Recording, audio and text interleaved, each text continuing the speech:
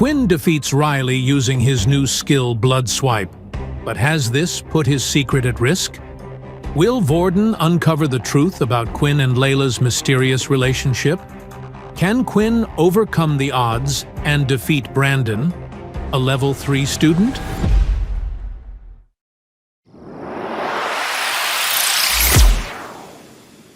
Riley tried activating his hardening skill, but Quinn's strength was still strong enough to get through and eventually caused Riley to pass out. "That's for pushing me around in the canteen." Quinn then went to his bag to pull out a test tube and held Riley's leg up, allowing the blood to slowly drip into the test tube until it filled up. Quinn then did the same with the other 2 students collecting blood from their open wounds. After they had finished collecting the blood, it was time for them to get out of there and leave the scene. Students who were found injured outside the school would be taken to the doctor's office. When the 2 of them arrived at the school, it was still 9 o'clock, so they had an hour before they needed to head to their dorm rooms. "So what do you need all the blood for? You know, if you need some blood, you can just take some of mine any time. I really don't mind." "Thanks, but I just wanted to test something out." "Inspect." Quinn had used his inspect skill on each of the containers. The first was Riley's blood. "Blood type B positive." "Here goes," Quinn said, as he popped the cork open and drank the small tube of blood. "You have regained 5 points of HP, 14 of 15 HP. B-positive blood type has been absorbed. Plus 1 point of agility has been added." Drinking the blood no longer bothered him once he found out the taste was quite sweet. All Quinn needed to do was convince himself it was some type of juice. "You have regained 1 point of HP, HP 15 of 15. This person's blood has been consumed before. No extra stats will be given."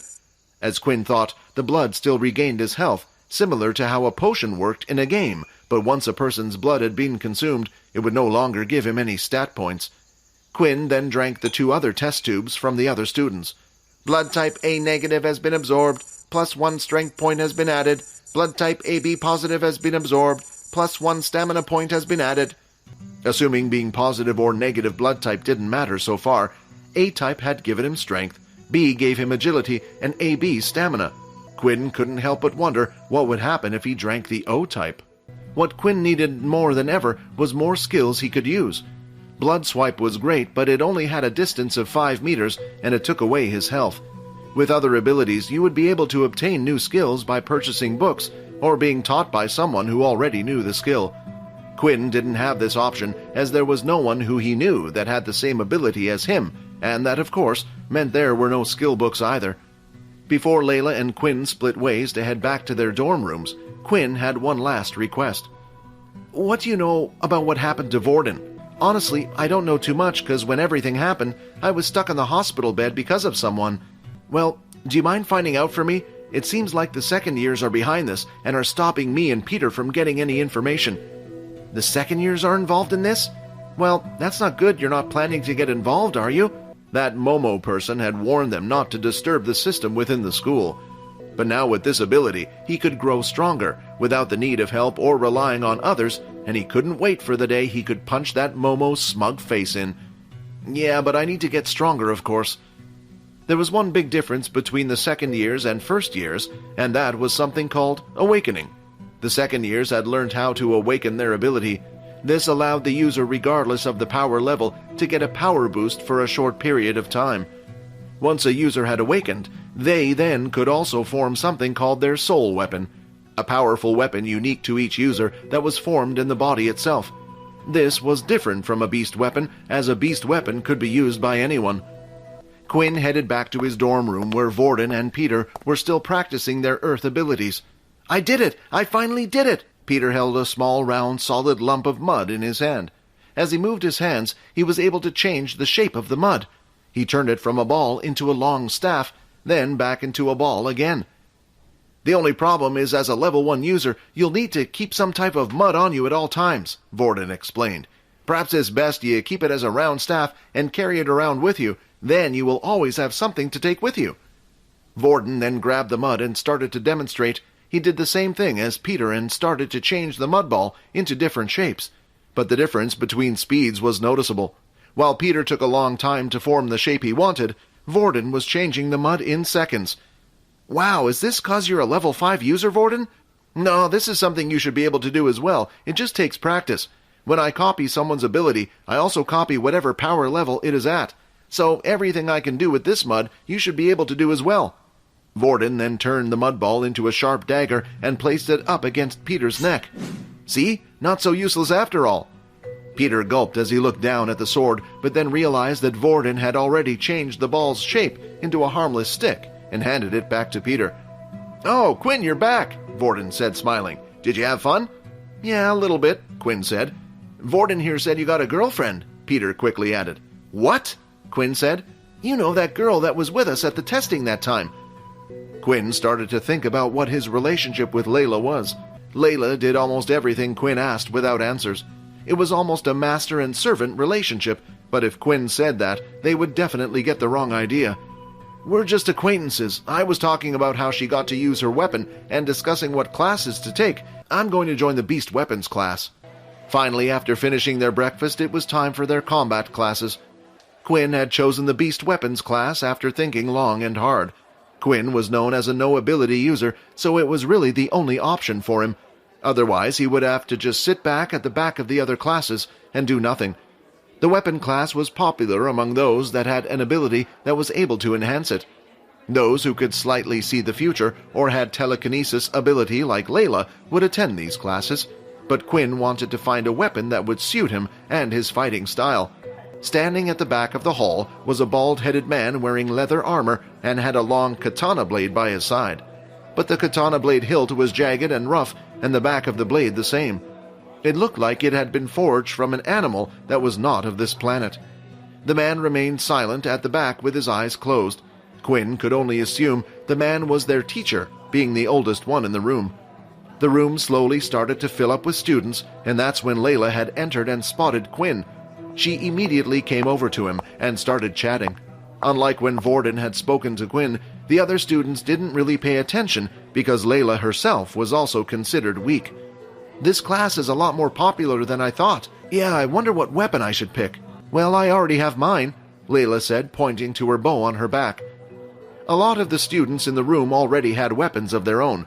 Quinn and a couple of others were the only ones who didn't have anything on them. Just then, while Quinn was busy staring at the wall, the other students started to get rowdy as someone entered the weapons hall. "What is she doing here? Isn't she an elemental user? Why would she be here?" "Who cares? Maybe we can spare with her, and if we beat her, we can ask her on a date." As Quinn turned around to see who the girl was everyone was talking about, it turns out he had already met her before. It was Erin Healy, the ice ability user. "I wonder why she decided to go to this class instead of the elemental class." "Attention!" Everyone froze and turned to look at the old man. "My name is Leo, and I will be your teacher for today." Leo then pulled out his katana blade from his sheath and pointed it out in front of him. "Your first task will be to pick your weapon. You must think carefully. Your weapon is your lifeline. When your ability won't work, the only thing you can rely on is your own skills. Now go and choose one from the wall around you." Quinn looked at the wall and saw all sorts of things. Axes, short swords, spiked clubs, whips, scythes. There was so much to choose from. Quinn was really having a hard time. Quinn then walked up to one of the random swords on the wall and used his inspect skill. "Corge sword, tier basic beast weapon, strength +3, agility -2. The sword is incompatible with the skill blood swipe." After searching around the room for a while, Quinn came across a weapon that stood out from the rest. "Black-horned gauntlets, basic tier beast weapon, strength 3, agility 0, stamina 0, defense 2. This weapon is compatible with the skill blood swipe. When used with the gauntlets, blood swipe will have an increase of 5% in power." The gauntlets were black in color and had little tiny horns going up the forearm. The fingertips were pointed and bladed at the ends. It made them look almost like some type of dragon claw. What a strange choice, young boy. It's not many people's first choice. With a weapon like this, you have to have no fear and get in close to your enemy. But that is also the reason it is sturdier than most and can be used as a form of defense. Quinn had already experienced fighting more than most kids. He was used to using his fists. With his blood swipe skill as well, he didn't always have to get up right close to his opponent. "Do you mind if I try it?" Quinn asked. "Go ahead," Leo said as he left to check up on other students selecting weapons. "Basic horn gauntlets equipped, strength 12, agility 12, stamina 11, defense 2. Once everyone had finished picking out their weapon, Leo called everyone to gather around the center ring. For your first lesson, I want to see what you've got. We will have a sparring match, 2 people at a time. We will all watch the match and commentate on what can be improved on. Now, are there any volunteers? In an instant, Erin was the first to put her hand up. Without even waiting for Leo to say anything, she headed for the arena in the middle and stood inside. She held a single silver longsword that shined bright. Oh, I also forgot to add, abilities will be banned during today's sparring sessions, Leo added. It is important that you know how to use your weapon first. Only then can you truly bring out the full potential of the weapon with your ability. After saying those words, students had raised their hands like a rocket. They all wanted to get the chance to beat the famous Ice Queen. I think you chose the wrong club. Your ice abilities will be useless here. Erin didn't reply, though, and simply took her stance, waiting for her opponent to come forward first. The man charged in, wielding his large axe above his head. When he swung it down, Erin spun her body to the side, avoiding the blow, and at the same time slashed at the back of the man's legs, causing him to stumble. She then placed her blade towards the man's neck, inches away from his throat. I give up! Everything had happened in an instant, and the room was suddenly silenced. They all knew Erin was strong, but it was unexpected of her to be so skillful with the blade. Most ability users, if they had a strong ability like Erin, would rely on that power and not bother learning a weapon. But it was clear to everyone she had some practice. The next fight that had caught Leo's attention was the fight with Layla. Even though Layla could no longer use her telekinesis, with her bow, she was able to shoot ahead and predict where her opponent would turn. The next pair, Quinn and Brandon Richardson to the arena. Now it was Quinn's turn. With the weapons hall being indoors, Quinn was able to use his full stats and his opponent was unable to use his ability. Finally, for once, Quinn was in a situation where he didn't feel weaker than the person he was going up against. As Quinn walked up to the stage, he noticed that Brandon, his opponent's indicator, showed that he was at the power level of 3. But here in the arena, where abilities weren't allowed, Quinn had a body stronger than most. His speed was faster than most. Brandon held a large spear in hand, which had great reach. The end was sharp, with a single curved blade at the end. Opponent power level 3. Bonus EXP will be rewarded. It seemed like Quinn's day was only getting better. Begin! Brandon immediately charged in with his spear, while Quinn stood there and took a fighting stance with both of his hands held out in front of him. When Brandon was within striking distance, he thrust his spear forward. But to Quinn, who had 12 points in agility, it was easy for him to dodge. He avoided the spear strike and ducked down. Then, before Brandon could pull the spear back, Quinn went and grabbed the spear with his hand. "What the hell?" Brandon said as he tried pulling the spear back. "Let go!" While holding the spear with one hand, Quinn opened up his other hand and swung out his fist like a claw as hard as he could at the spear. Then, a few moments later, the spear had been sliced in half. "What the... My weapon, it's faulty!" Brandon complained, but Leo did nothing to step in.